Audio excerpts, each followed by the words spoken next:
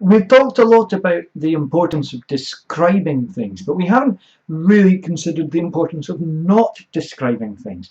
In a way, it's strange that writers don't talk about this more. After all, any time that we write a scene, we choose consciously or otherwise to not describe 99% of the things that we could describe. And usually we don't describe things because they're not important to the viewpoint character or because they're not relevant for telling the story.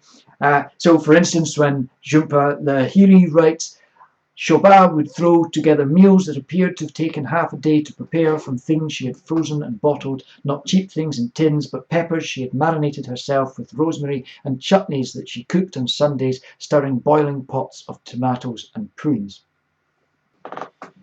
We're likely to note the specificity, the things that Jhumpa Lahiri does describe, and we'd be quite right to note that this description is more vivid and interesting than something vague such as Shoba would hastily prepare delicious food.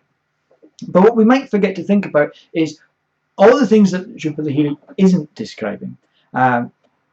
She doesn't tell us that Shoba's fridge is a 12/24 volt DC Siemens no frost. She doesn't tell us that Shoba has detached earlobes or brown eyes or size 6 feet or a million other details that just aren't relevant.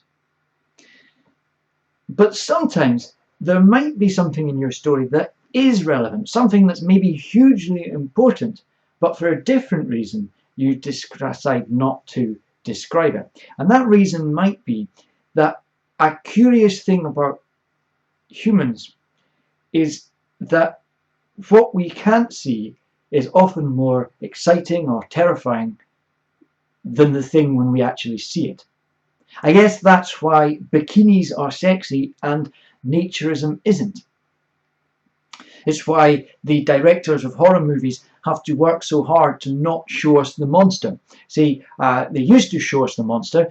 Take this fellow, the creature from the Black Lagoon. He looks a little bit like Roy Hattersley. And imagine if we actually got to see the Blair Witch. So the next time you're writing about the object of your protagonist's desire, perhaps describe how he makes the protagonist feel, but perhaps leave us to imagine his ruggedly handsome feature and square set jaw for ourselves. Thanks for watching and good luck with your writing.